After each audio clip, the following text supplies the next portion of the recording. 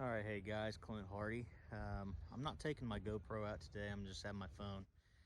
Today, I'm gonna go out in the 50-acre field and I'm gonna do some soil sampling. So, yeah, we're gonna get this thing rolling with some soil samples for the year. It's a little muddy, but they're calling for over an inch of rain tomorrow.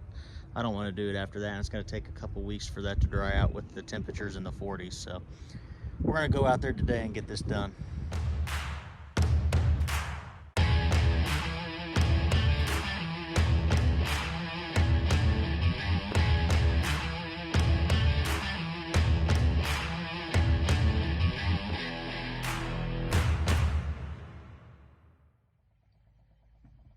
Hey guys, it is July 3rd and there's been a lot of stuff going on. There's been some things I've not taken videos of.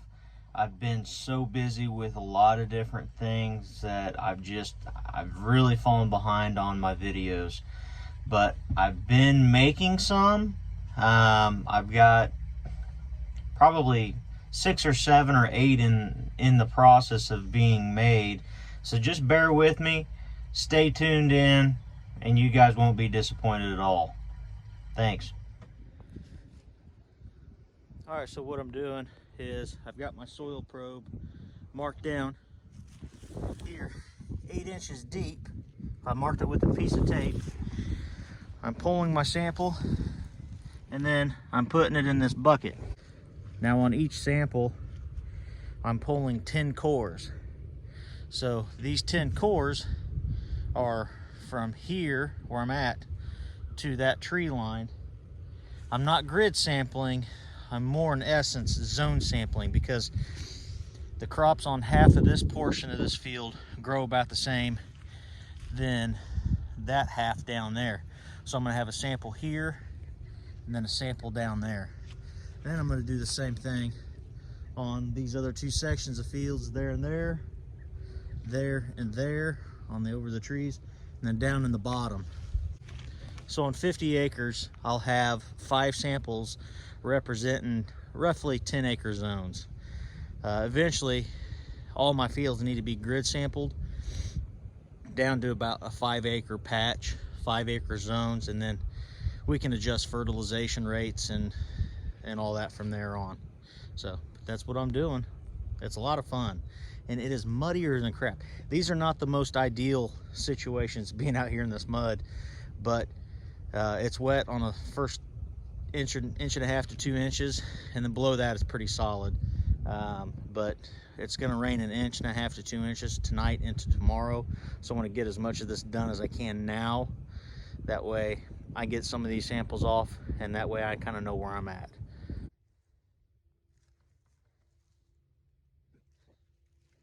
I think it's a little muddy.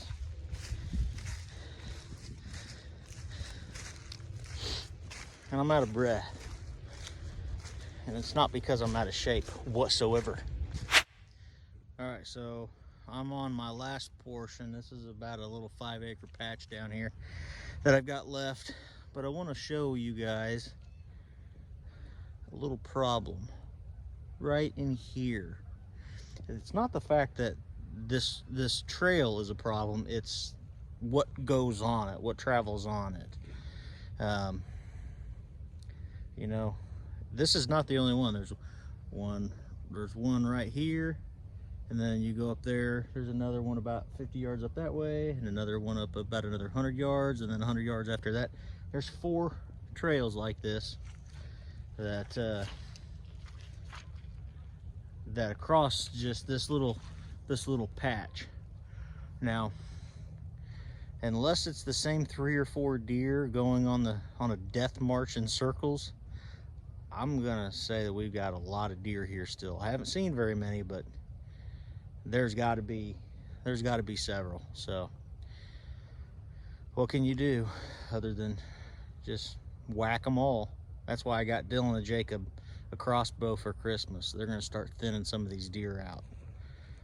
They're gonna shoot 30 or 40 a piece, I think.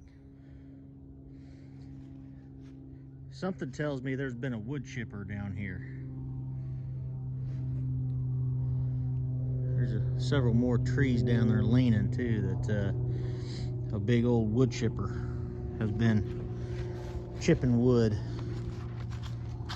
Must be a Yeti. Stinking Yetis. They have chewed the bark off everywhere. That is wild.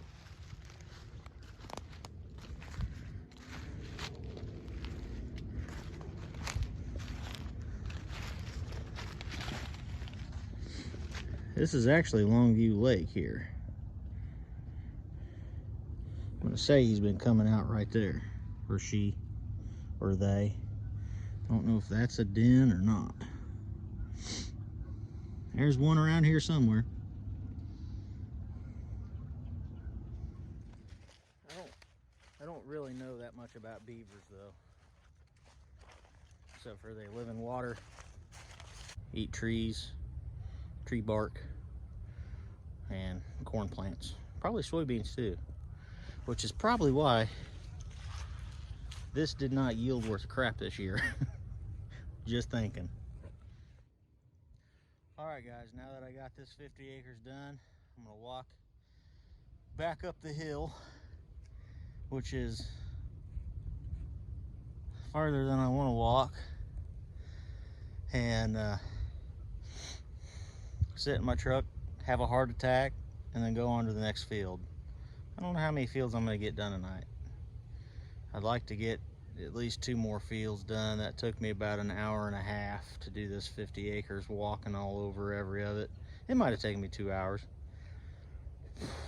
So next fields are going to be right by the road, so it won't be as bad. I couldn't drive the truck down here. It's too sloppy.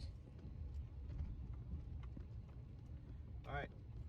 Hey guys, been a while. Really hasn't been a lot going on. It is February 3rd or 4th or 5th, somewhere in there. Early part of February. The first week of February. As you can tell, we got some snow. It has been really cold the last week. Before that, it has been really rainy and frost coming out of the ground. And I still have 20 acres of corn out in the field that I got to get picked. I am taking that down to John Deere. They've got some work they're going to do on it. I'm also going to pick up that 12-row corn head. So, yeah, 20 acres of corn with a 12-row corn head. That ain't going to take very long. But had some other issues. Got some other smaller things coming. I got to go down to Tulsa, Oklahoma, pick up something for the 6320. I also have to go down to while I'm at John Deere, I have to pick up a controller for the seat. I was working on it, fixing the lines and fixing all the stuff that broke on that, but the controller ended up being bad too, had a hole in it. Must have had some water in the controller earlier in the season when it froze. It cracked it or caused a hole. So $800 later, I got the base of the chair for the 6320 fixed. So hang tight, more videos are coming, a lot more surprises are coming. So if you guys have not subscribed yet, now is a good time to go ahead and subscribe. Also, don't forget to hit the like button.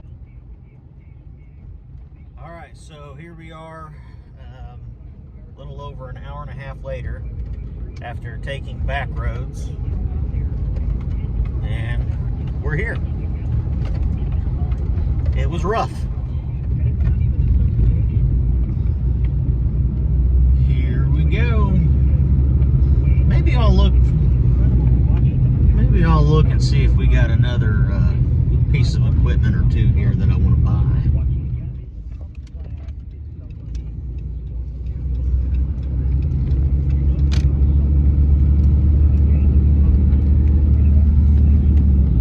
Maybe I'll I'll pick up one of those S680s while I'm here. Or a couple of those tractors. Why not?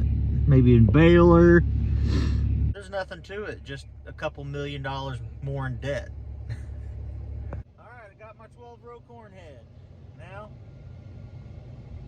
it's 13 degrees and I'm heading back. And it's 13 degrees outside. I'm heading back.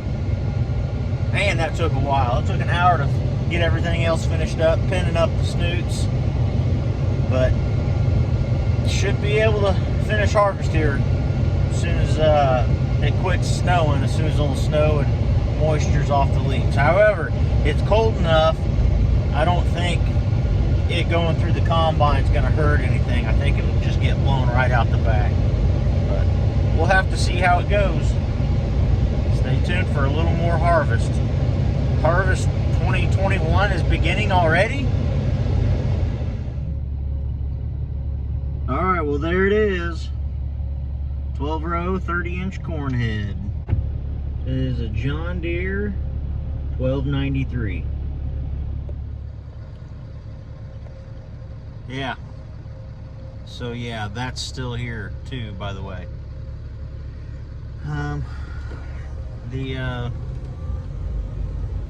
The reason it's still here is because I bought it. And the reason why I bought it were because of a couple different reasons. So one of the biggest reasons why I went ahead and decided to purchase that 9770 were for two reasons. One is it's going to give me flexibility and efficiency as far as harvest times and the ability to make sure when I harvest that I'm getting as much of the crop out of the field as possible, both on the beans, the corn, and eventually wheat. The second reason I decided to purchase that combine was it's going to give me the flexibility and ability to actually go out and start custom harvesting. I've got my neighbor who is not organic, but he's giving me a premium to go out and custom harvest his crops. So I'll have to go back through and re-clean everything, which is gonna, which is a day to day and a half long process. There are other organic farmers just south of me, 15-20 miles, that are also interested in me coming in and harvesting their crops too. With that, I get auto steer and the guidance systems for both the combine and tractor. That is also going to be a game changer for what else is coming up here in the next couple weeks that you guys will see. So more purchases are coming. Now on this field, the efficiency that the Case, the 1660 had, it harvested everything just fine. Yes, there were some breakdowns. Yes, there were some issues with when I was out harvesting this field. When I was out here harvesting this field, I had a lot of head loss. I was pushing a lot of the bean crop over that was tougher, even though the sections and guards were brand new. And there was actually a substantial amount of beans coming out of the back of the combine. So on this field alone, we lost roughly 20 to 25 bushels an acre. You take that times $20 a bushel, and that tells you we were at a minimum losing $400 an acre. And on 50 acres, that's $20,000. We can't afford to do that and continue to stay in business. Now, I still yielded pretty well out of this field. With that being said, I want to keep those bushels from going out the back or coming off the head as much as possible. I need to recoup that money one way or the other.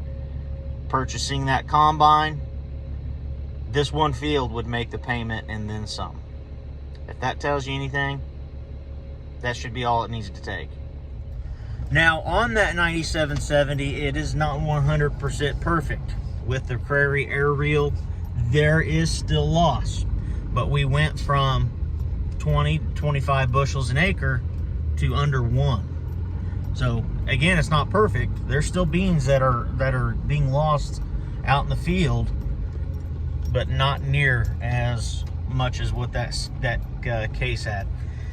So I did some math, I did some figuring on what it would take to get that case 1660 to the same level of efficiency as this John Deere 9770, and it would cost roughly $60,000 between a new head and air reel put on the head, and also all the needed maintenance that needs to be done on the vanes, on the rotor, on the sieves.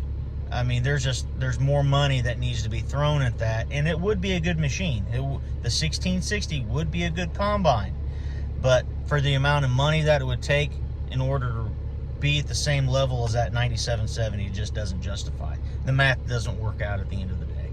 So with the John Deere, having a 25-foot platform flex head gives me the ability to blow the loose soybeans into the head. It gives me the ability also to run a 12-row corn head. Why would I run a 12-row corn head when I only have a 6-row planter? That you'll just have to wait for.